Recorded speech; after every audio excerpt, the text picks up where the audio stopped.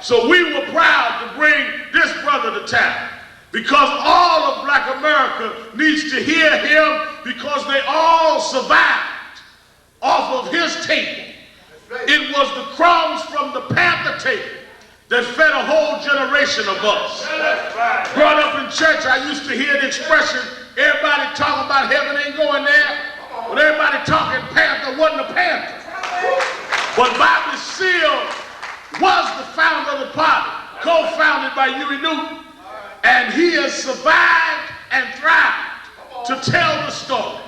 So it is my honor to bring to the network this morning a world historic figure, the personification of the Black vanguard, a thinker, a teacher, an activist extraordinaire, the founder of the Black Panther Party, Brother Bobby Seale.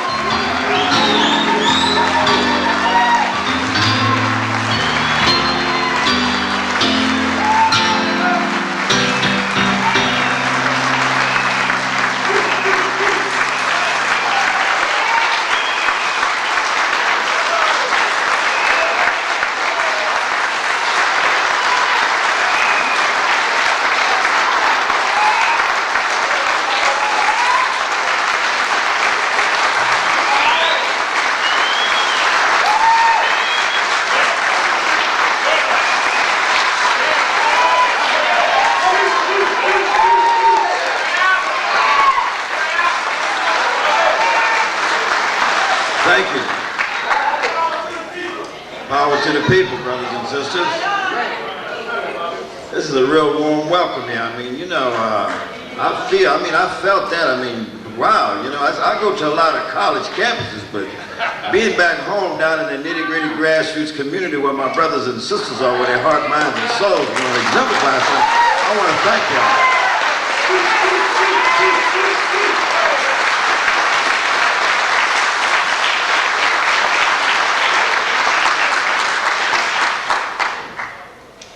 You've probably heard, or maybe have read, Jet Magazine and other articles that supposedly various producers out of Hollywood are quote-unquote thinking about trying to do a film, a major feature film, on the Black Panther Party. The tickliest thing about this crap when it first broke a year ago, and it went on down for 6 or 7 months later, is all these people talking about doing a movie on the Black Panther Party had to call me. I said, what are they going to try to do? Do it from this quote-unquote so-called public record? The so-called mass media public record? Or the courtroom documentations? Because, you know, we fought from the campuses to the streets, to the jails, to the courtrooms. And it blows my mind sometimes. So what happened, it prompted me, back here a year ago, I said, wait a minute. The only way to do this thing is for me to write the damn film script. For me to write the screenplay.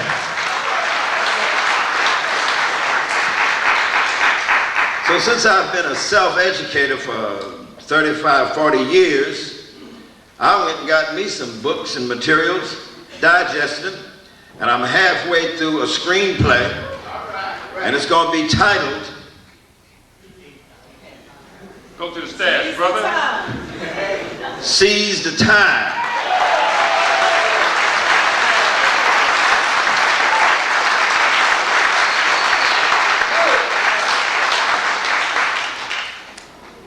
Seize the Time is a book about a time and about a period. It's a book that I wrote. Over 3/4 of this book was really done in jail. When I was a political prisoner for 2 years in the United States of America, racist KKK America. It's about the Black Panther Party, myself, and Brother Huey P. Newton, and how he helped and contributed profoundly in putting the Black Panther Party in motion.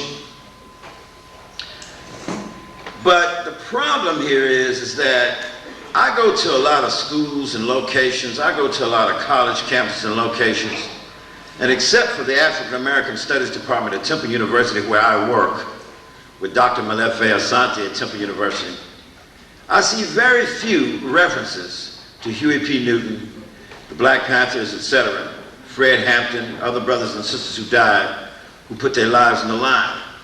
I see a whole long list of African American people, brothers and sisters who made great contributions to our continuing struggle. And you know our struggle is 200-300 years old.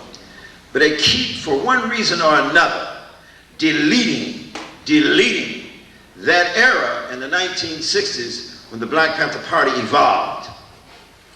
And it's almost as if the reason these people are deleting this is as if they're working or functioning on some old stereotypical notions about what the Black Panther Party was supposed to be about, stereotypical notions that came from people like Ronald Reagan, who was then governor in California in 1966.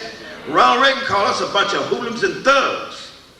Even old racist Mayor Daley out of Chicago lied on us 90 miles an hour, and the press and the media wanted to paint this stereotypical view about what we was about, saying we was hoodlums and thugs. And the top flat foot in the country, one each, J. Edgar Hoover, rest his racist soul, called us a bunch of hoodlums, thugs, and said we were some so-called threat to the internal security of America. And what I hate about is something like what James Baldwin said one time back here 3 or 4 years ago before he died, is that too many people, even black folks, are brainwashed. For instance, when you view the Native Americans, the Lakota, the so-called Sioux, for instance, like most people don't know that the word Sioux is a white man's word, is a French word. The etymology of it means cutthroat, and the real true name of the so-called Sioux is really the Lakota, the Lakota peoples. The problem here is that people see Indians, Native Americans, through the eyes of those distorted movie images through John Wayne's eyes and all that kind of crap. You see what I'm getting at? And what I'm saying here, I say all of this to say about the potential film that's coming out, is that those who would attempt to make any kind of film on the Black Panther Party and attempt to use the stereotypical notions that were propagated by a bunch of racist, fascist, low-life politicians, historically and presently, will only be perpetuating a lie, a half-truth, and of course a half-truth is the biggest lie in the world. But look at here. Let me run it down to you. Come on. From the horse's mouth. Right. I mean, J. Edgar Hoover and Ronald Reagan and Mayor Daley and them, they called me a thug and a hoodlum and all that kind of crap. But they didn't, and I'll show you how they stereotype, they didn't say a damn thing about the fact that my father had raised me to be a carpenter and a builder from age 5 years of age. My father was a master carpenter and a builder. By the time I was 18 years of age, J. Edgar Hoover and them and all them other people who wrote all them news media facts said nothing about the fact that I was a top flight architect by the time I was 18. Said nothing about the fact that I even, naively, not knowing any better, joined their United States Air Force, 4 years, high-performance structure aircraft repairman on high-performance aircraft, F-105, F-102, them B-52 bombers that you saw go over there and bomb over in Iran over there, right? Them same bombers I used to pull out. I mean, yeah, later they never said nothing to you about the fact that after I was out of the Air Force, and this is way before I became political, I worked 2.5 years on the Gemini missile project when they was putting satellites up in Kaiser Aerospace and Electronics, non-destruct testing on all engine frames and exhaust houses. Well, those missiles was popping satellites around the earth then, back in the early 1960s. They didn't say a damn thing about that.